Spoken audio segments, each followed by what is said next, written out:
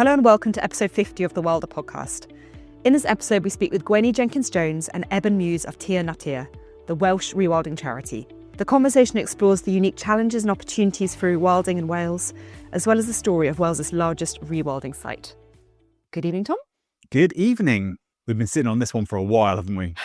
We have been, but it feels like the perfect moment to launch the podcast in celebration of a massive achievement made by Tir Natur over the last couple of weeks. A lot of hard work has gone into it, hasn't it?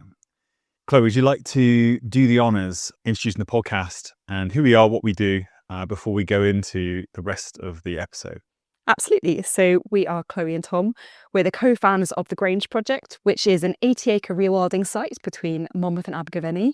And since 2023, we've been documenting our journey of nature recovery, exploring the challenges of how to produce food in harmony with nature, thinking about how we make it financially sustainable, and experimenting with how best to connect people with wild and nature. We're also husband and wife, just in case that was useful information for people to say. We say you were co-founders of the Grange Project, and yet you just miss out that bit, but that's okay. Maybe it's the fact we're recording at 9 o'clock on an evening. Oh, my excuses. Right. Yeah, and with this podcast specifically, we started this off at the start of our own journey. So we were like from out of sector, we've come in to learn more, and we thought, what better way to learn than start a podcast and hopefully bring people who maybe are at the start of their journey or don't necessarily consider themselves experts in nature restoration to come and follow us and listen to me ask silly questions so that they don't have to. I think there's no such thing as a silly question. I listen to far too many podcasts where there's loads of assumed knowledge. And I think the value of these conversations is we go down to the basics.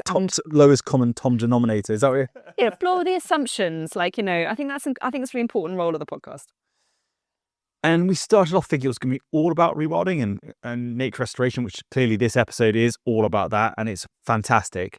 But we've actually broadened it more to kind of understanding systems and systemic theory and thinking about how more broadly we create change, because ultimately thinking of problems in a vacuum actually isn't necessarily going to solve anything. You've got to really have a wide-angled lens to allow us to see all the other interconnected challenges and opportunities.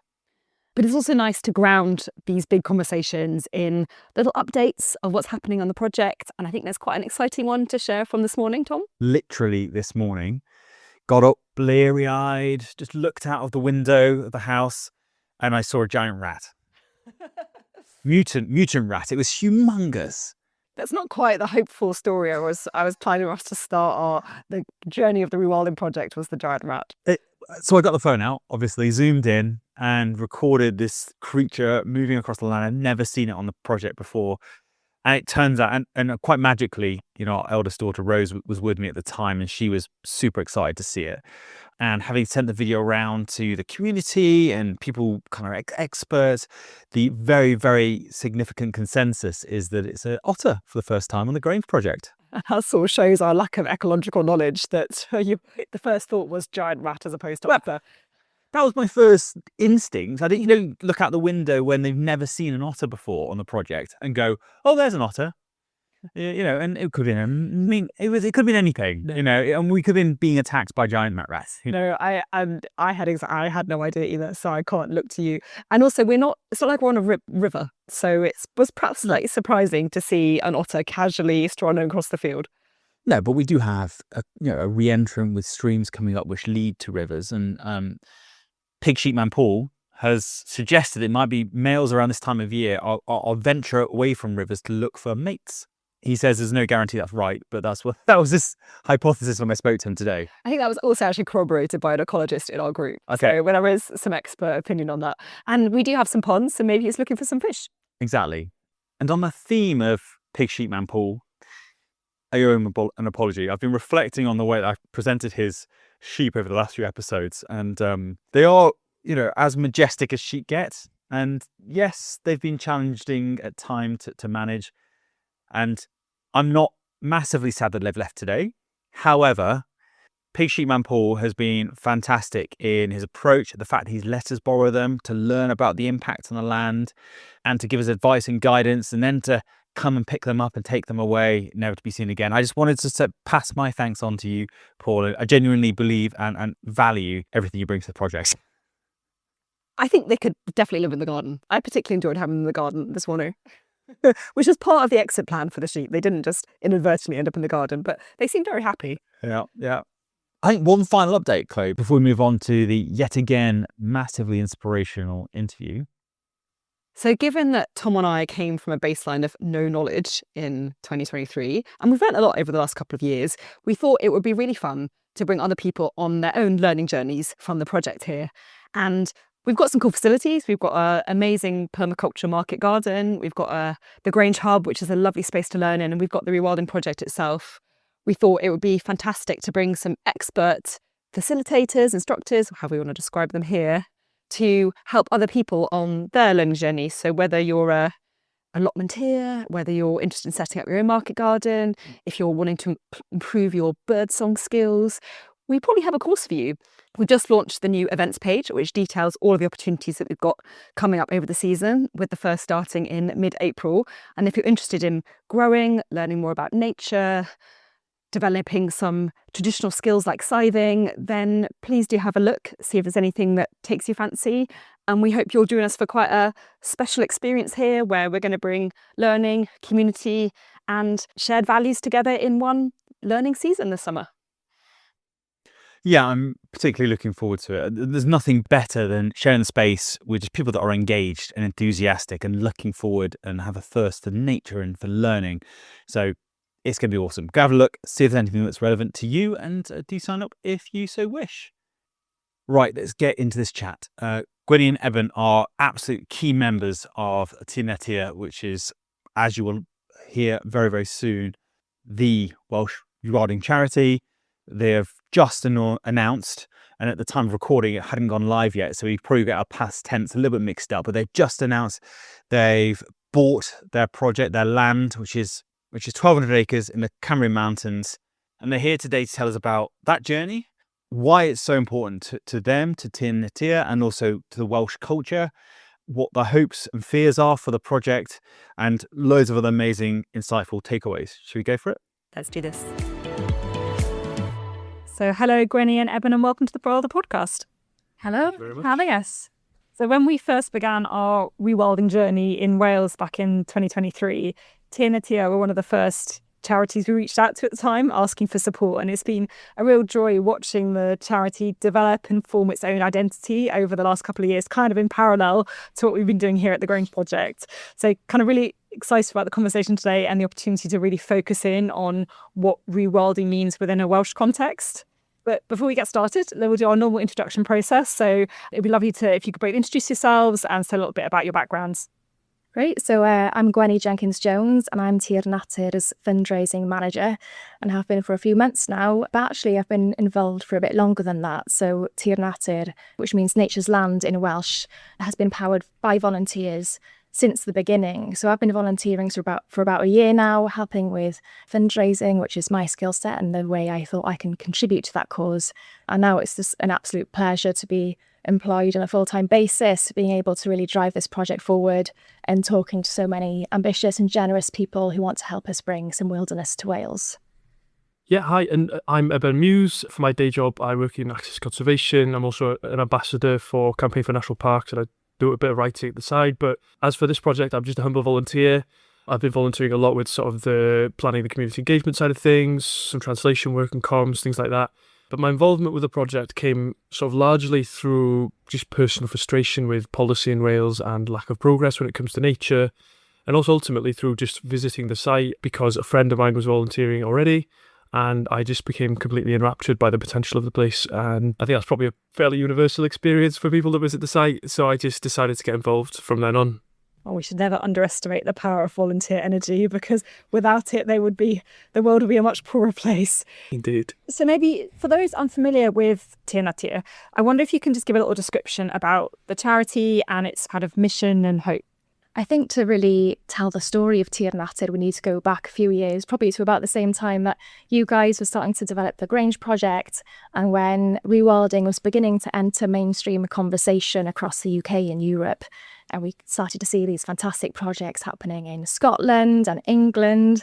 I know the Knapp estate inspired me, and so seeing the wildlife returning there with turtle doves, nightingales, purple emperor butterflies and things, it was really beginning to become a story of hope, wasn't it? And something that was really starting to become a catalyst across the world for nature conservation.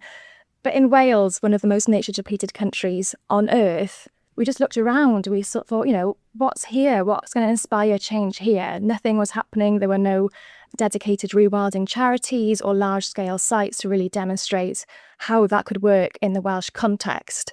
And as Eben sort of said at the beginning, that real sense of frustration at Welsh government and just lack of progress generally on addressing the biodiversity crisis here in Wales. And that contradiction was felt deeply by many people across the country, and thankfully they found each other. And by the time it was 2022, Tir Natur was established as a charity to get to grips with this. And I guess its purpose was quite simple, but very ambitious, which is to demonstrate how rewilding can work in the Welsh context through its own flagship rewilding site, because seeing is believing. We can reference all the fantastic projects happening around the UK and the world, but without something in Wales, it just didn't feel like anything was going to happen. There wasn't that spark that we wanted. I'm so happy we've got you guys on. We've been trying for so long to get you on and finding the right time. And today is very much the right time because of all the exciting news we've got to talk about. But before we go deeper into the conversation, the word rewilding has so many different meanings to different people. And I think as we try and do with each episode, can we define what rewilding means to yourself and Tir Natur? I mean, rewilding means sort of recovering total ecosystems, the processes, and sometimes that means reintroduction of species. And by that, it's kind of like, instead of looking at one species and thinking, I want to save that one species, and I'm going to put loads of time and money and effort into creating the exact habitat we need for that one species. It's not that at all. It's stepping away, looking at the whole ecosystem, how things interact with each other, and how nature can take care of itself and us at the same time. So for us at Tir Natur, the land that we're looking to buy, we'd want sort of hardy grazers, that sort of cattle, ponies, perhaps pigs, to be on the land in small densities that can rootle, stamp around, and create all these fantastic, this mosaic of habitats that mean that we can get back thriving ecosystems and species, and through that as well make the landscape more resilient to climate change and benefit local communities as well. That's what it means to us.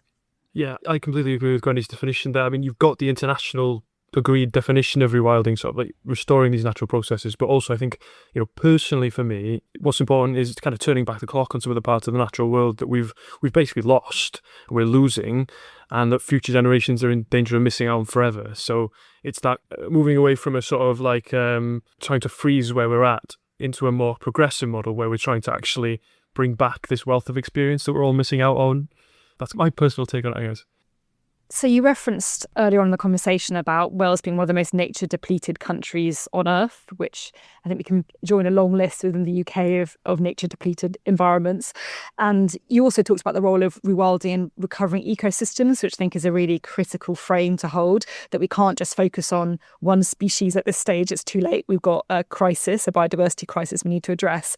So I wonder if we could start by talking a bit about the Welsh context in particular and kind of what's contributed to the current state of nature in Wales. As you touched on, Gwenni, we're in a pretty bad state in terms of nature in Wales. And I think, it's bad everywhere, but it's particularly bad in Wales in lots of ways. We're at 37% in the Biological Intactness Index, which is a fancy way of saying that things are pretty, can I swear? Pretty messed up. Let's go with pretty messed up. Most of our rivers are in unfavourable condition, and the main cause of that is unfortunately agricultural pollution.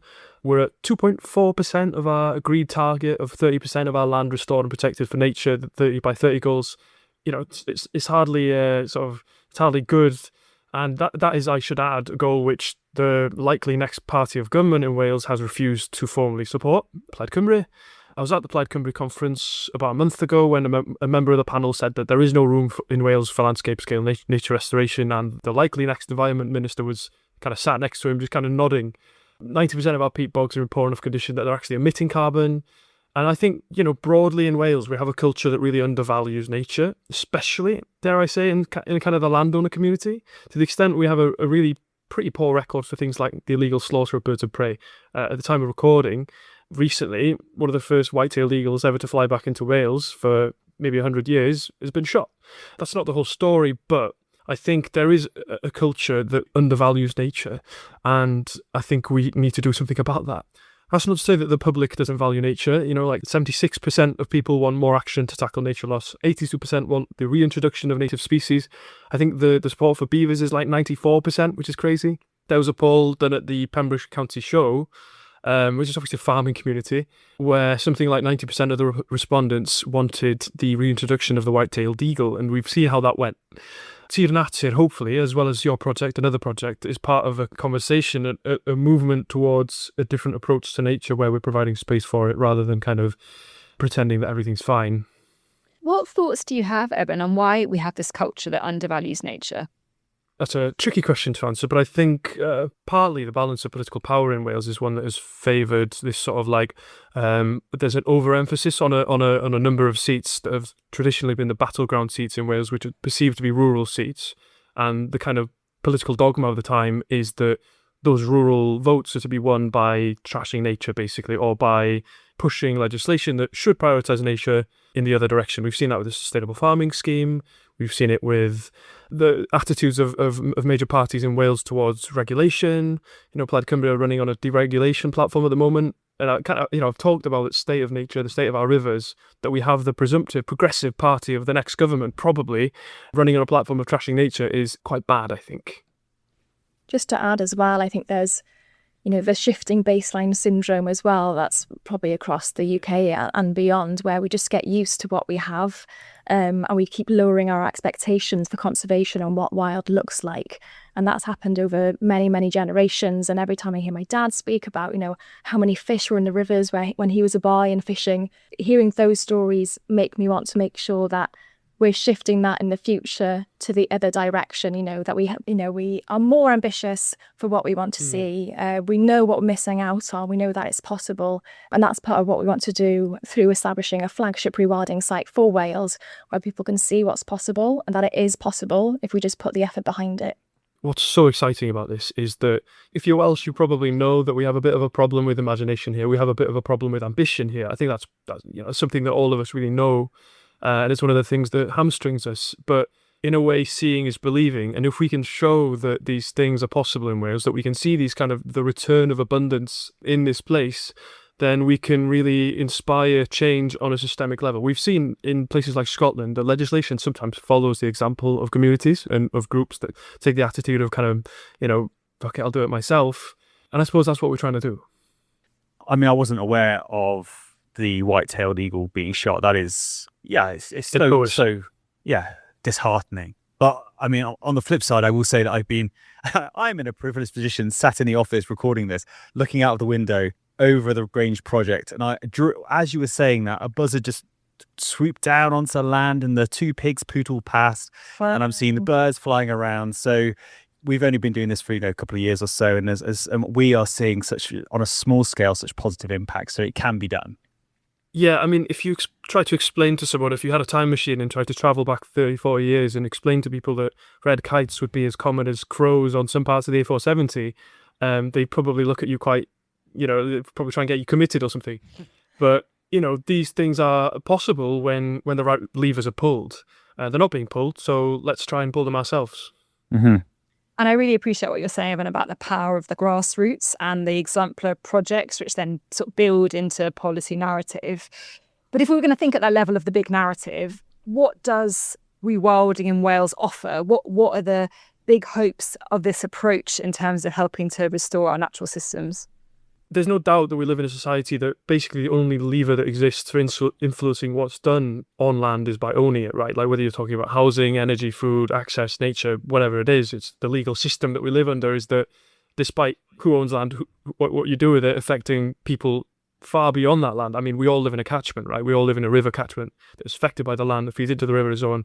And it's not a new idea. It's one of the founding principles of the National Trust is that owning land really matters. And I think that's why this kind of project is important. Like, piecemeal restoration of nature is important. It's important that you have a pond in your garden. It's important that you have the right kind of trees that flower at the right time of year to feed the right pollinators, that feed the right birds.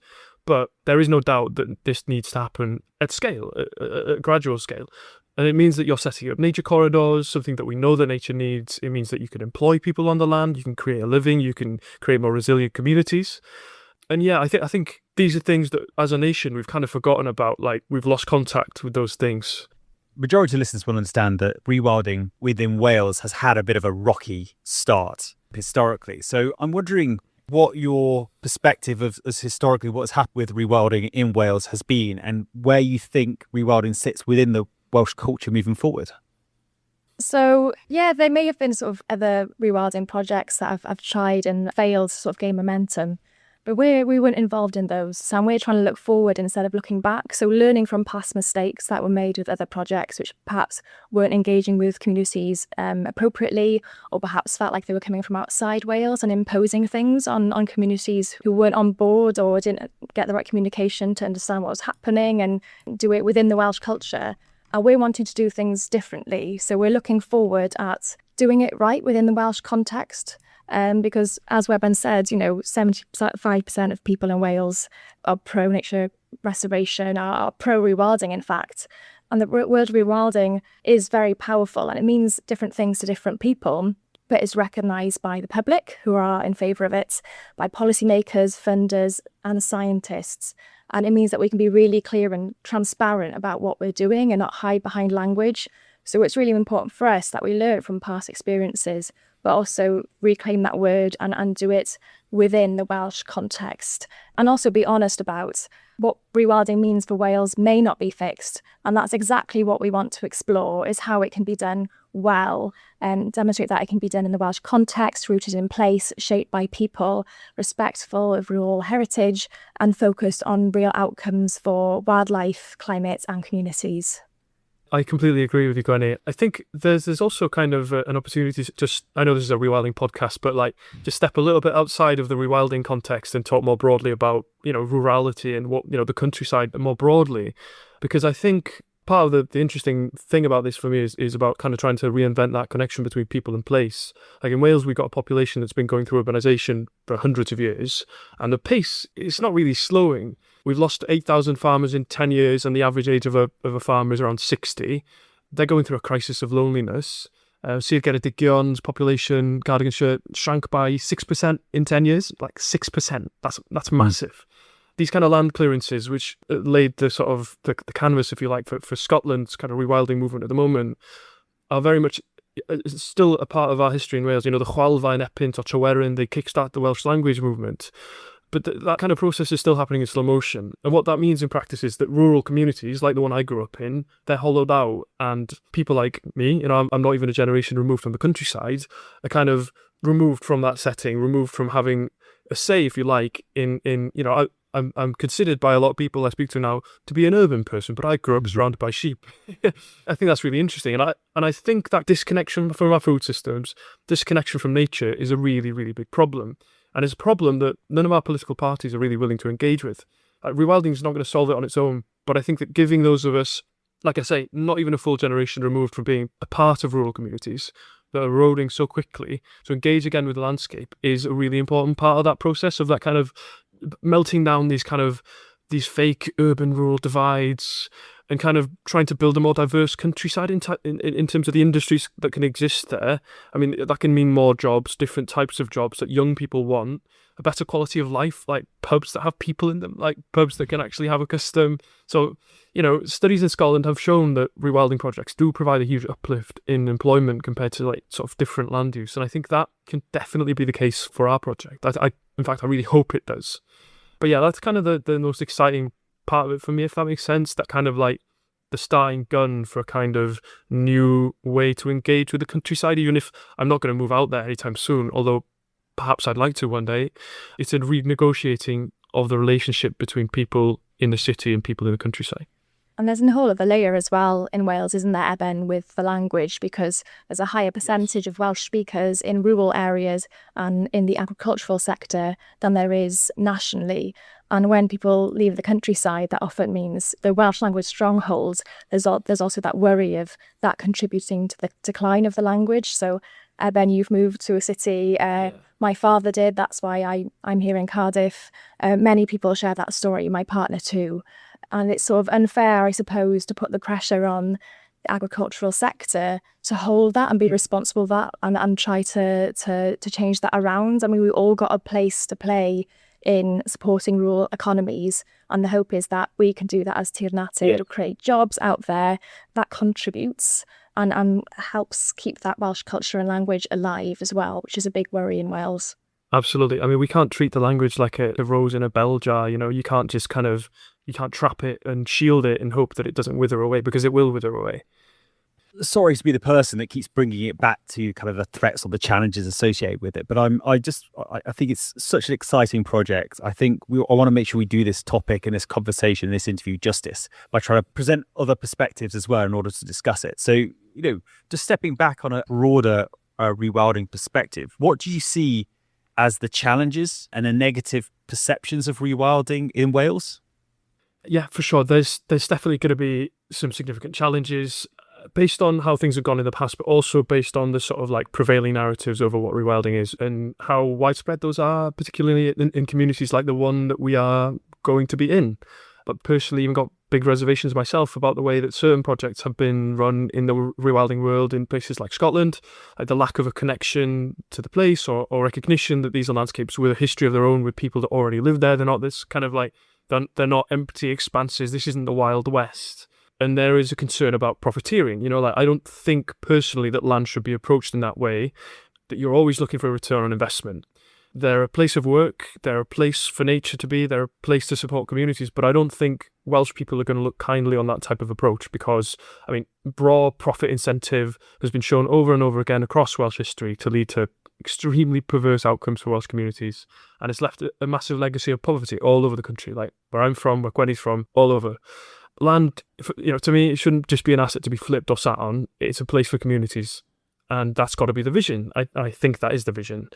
If we were coming in, like there's been certain instances in Scotland where big corporate briefcases full of money just arrived to kind of launder that reputation in the hills or to turn a big suitcase into two big suitcases of money. If that was what Tir Natur was about, I wouldn't just be out the door. I'd be doing everything I could to stop it.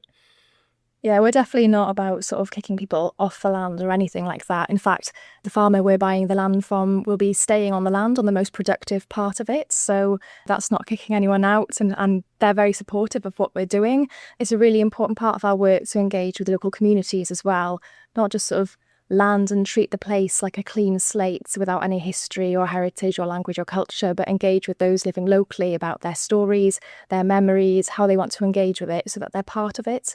It's not us coming in, telling them they can't access it anymore. It's about welcoming them in, showing them around, and just having them as a key part of the project. I mean, when I look at the land that we're buying, there are 55 historic features there, ruins and 2 ancient scheduled monuments. There's a long history of us living side by side with nature, and I think there's a fear that that will stop with rewilding, when in fact it's the opposite.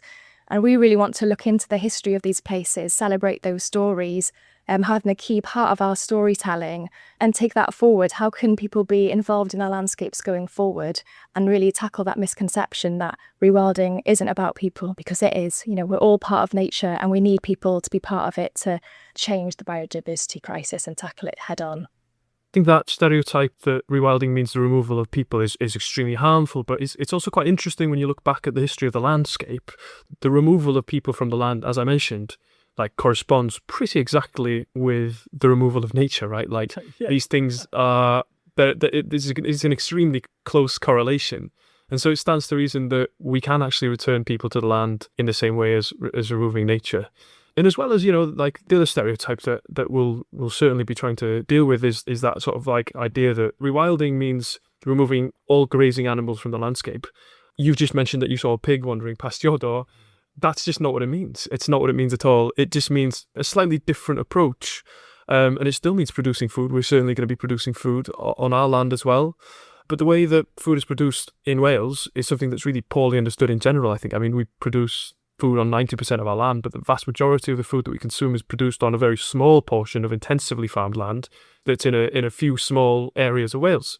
And so, having a greater literacy of what can be grown where and what can be reared where and what is the best way to manage land in Wales is a conversation that I'm looking forward to having, and to kind of bust some of those myths with the public as well.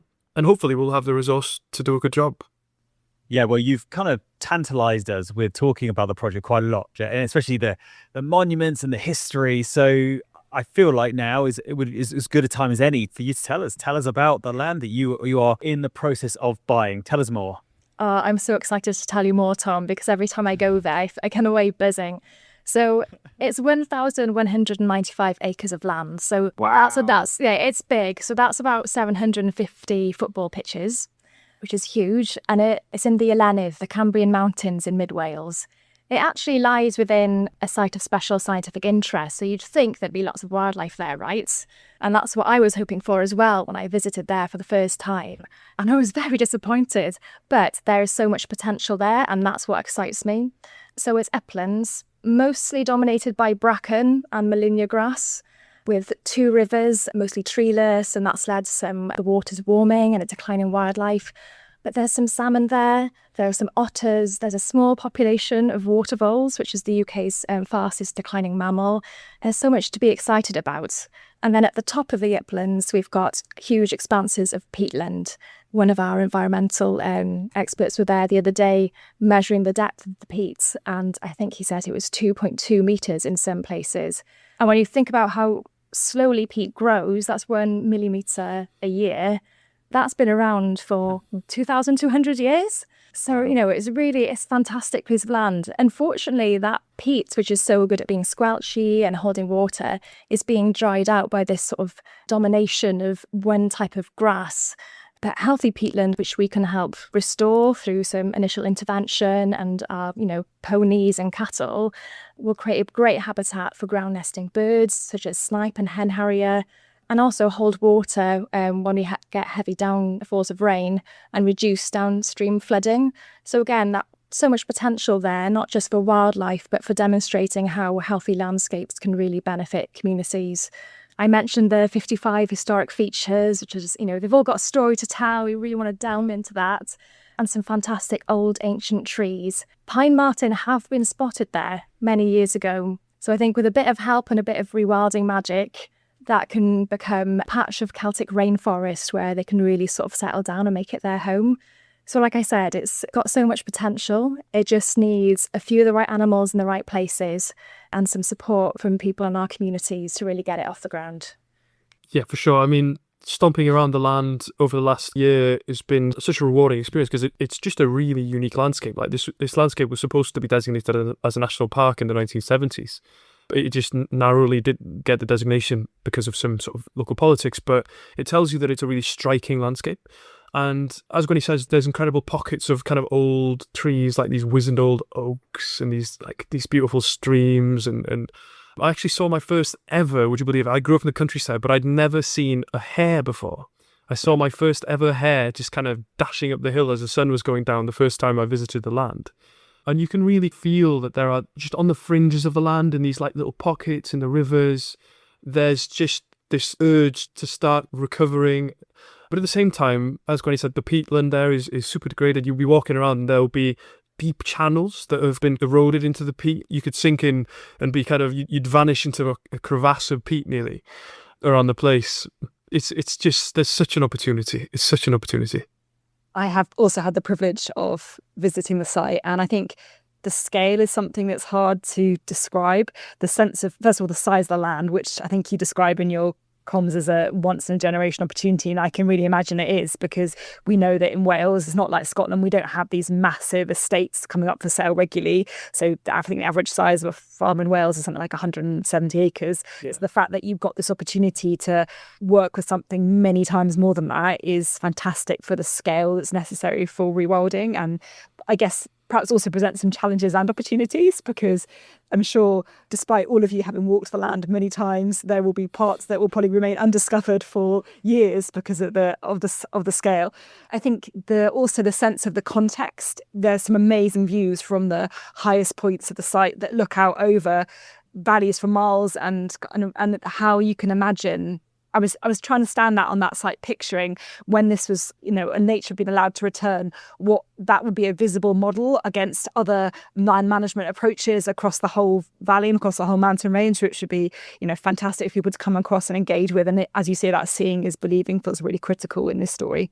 Absolutely. And it's really fascinating, I think, when I mentioned the historic features and these old farmsteads, and they all have a story to tell. And you can, as a Welsh speaker, they all have got Welsh names, you see, and they tell that story of what the landscape used to look like. So there's a cottage and it's called Bwthyn Brythdir, cottage of the speckled land. So it used to look so different. It didn't used to be this monoculture of millennia. It used to be, speckled with heather, bilberry, grasses and mosses. That's what those people would have seen, and that's what we're missing out on. So there's such a story to be told there about the people who engage with that landscape and what it can look like going forward. Language is really interesting. It's been a pleasure to explore the land and just have the OS map in front of me, even though there's kind of some mistakes here and there, just kind of exploring the old farmstead names and connecting with those and the names of the old kind of ruins, things like that. But I think language evolves to reflect the use of a language at any given time, right? And there was a study a few years ago that said that climate change was a leading threat to the Welsh language. And the reason why is quite unexpected. It's partly because of the danger to Welsh language communities, but it's also because of the danger to industries and to things that the Welsh language describes, right? So when you lose an industry like the farming industry, which is threatened by climate change, those terms associated with that industry are lost. And the same exact thing is true about nature. I'm really concerned that as we lose so many species, and we've already lost so many species, I think 20% of our species or something like that in terms of raw numbers have died during my lifetime. And I'm not that old. And so we're at risk of losing a bit of that kind of tether to our own natural history. As frankly, so many living things are lost to us. That, to me, is the personal connection between Welsh and this project, is that kind of like that experiential loss. I would be the first to say that I'm not that good at naming any kinds of wildlife in Welsh, but I'm working on it. And this project has really been positive for me in improving that part of myself.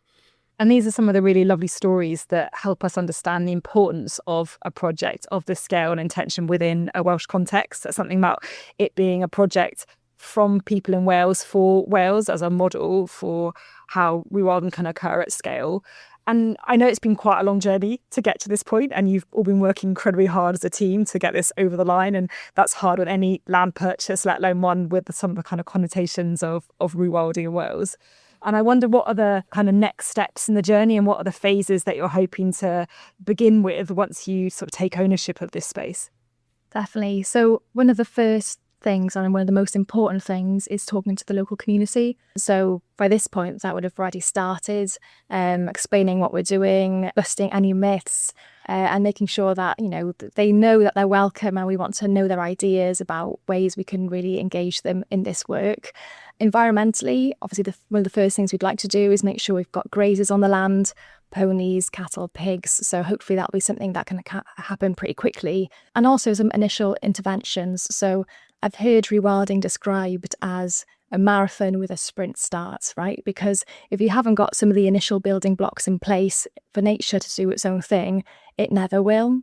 So one of those things is the animals, but we might need to do some initial interventions to help the river health and the peat bog re-wet a little bit, so that when animals join us on the land, they can do the hard work then going forward. They just need a little bit of a head start. So that's the initial piece of work. But going back to sort of rewilding in the Welsh culture as well, we see the world through the lens of our own language and culture, no matter where you're from. So it's natural that our relationship with our landscape, past, present and future, is also shaped by those things. So it's really important for us that we integrate Welsh culture right from the beginning, celebrating the heritage of the site, the farmsteads, the place names, and also looking ahead, how can we work with artists to respond to our work? How can we reimagine what this landscape looks like in the future, and how Wales can respond to the biodiversity crisis in new and creative ways that bring people along with us?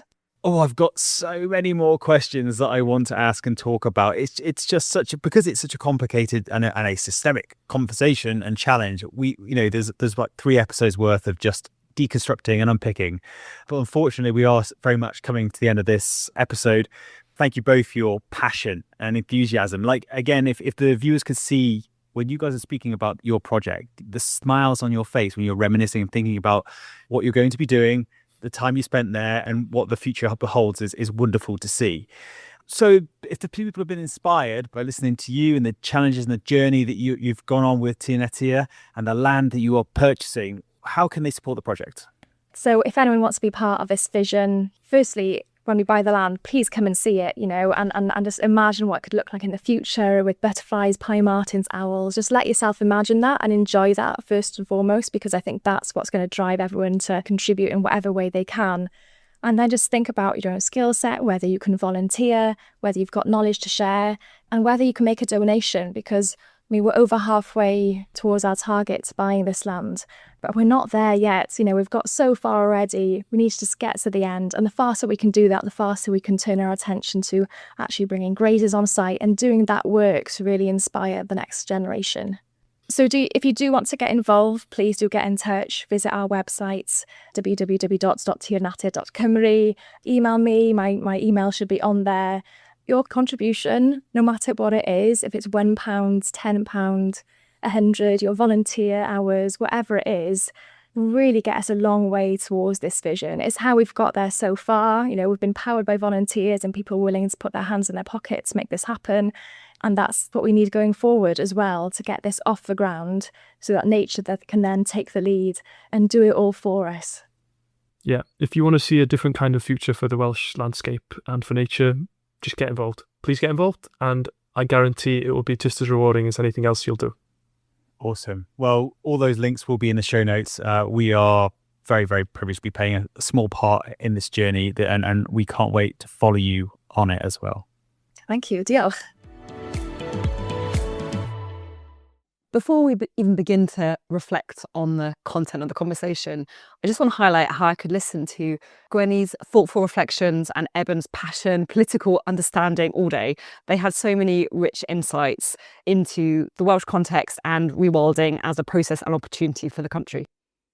Yeah, my major takeaway from that is the pressure that's on their shoulders, really, as a charity. There's a mixed history of rewilding within Wales. So they've got that context to deal with. They can either kickstart rewilding in Wales, and this becomes a tidal wave of change across the country, which is what we hope they will achieve. But in order to do that, they have to do it right.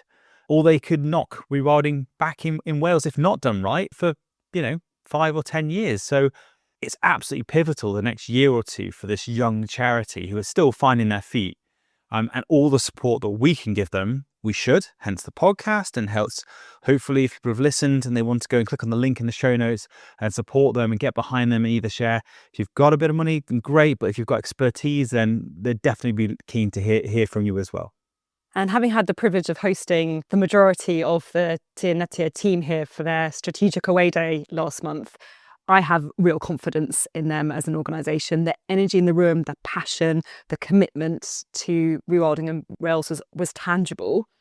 I think it's also fair to say that the media reception over the last week or so has been, as far as I can see, pretty positive. There's been some great articles in The Guardian, across a lot of the Welsh publications, and there will always be some critique and some challenge, and perhaps rightly so, because we want to hear the perspectives of those that aren't entirely in agreement so we can work together and think about the implications for all parties concerned. But I think overall, it feels like it's been a really warmly received project. If you're not upsetting someone, you're not trying hard enough, is a well-known saying. I'm not sure you'd agree with that, Chloe, but that's certainly my philosophy on life. I know we commented on this on the interview, but I just wanted to underline it really. It just shows how a few people with a passion and an idea have ended up in this position of owning Wales's largest rewilding project, and actually one of Wales's largest land purchases in the last few years. And that's come from everyday people wanting to do something to instigate change in the system. Ooh, tingles. It's also absolutely fundamental. I think they've got to hold the vision. They can't let it get watered down. They've managed to make waves by being different, and it might get really tempting to maybe water down the vision or just to fit back into the mainstream now they've got their land. But I think if they truly want to drive that change, then they've got to keep what makes them unique, hold that strong vision for the future, and that's what people are going to get behind. Definitely. And some of the statistics that Eben was sharing in that conversation about the support for nature recovery in Wales just shows that the majority of the public are behind projects like this. And we can't let dominant voices that might come from other sectors to overpower the value that's seen by the general public in nature. 100%. Right. I think it's as good a place as any to call it a day for the podcast. If you've enjoyed it, then there are two major things you can do. I say this every episode, but it is super important. If you found it useful, please just share it across your network. That's number one. Let other people benefit from what you've heard. But number two, if you'd be so kind, and it does make a difference, if you get a chance, go on to whatever app you're listening to this podcast, rate and review it. And it allows us just to work our way up and increase our visibility of work that we're doing. Most importantly, the work that our fantastic guests are doing as well. Right. Until next episode, Chloe. Until next time.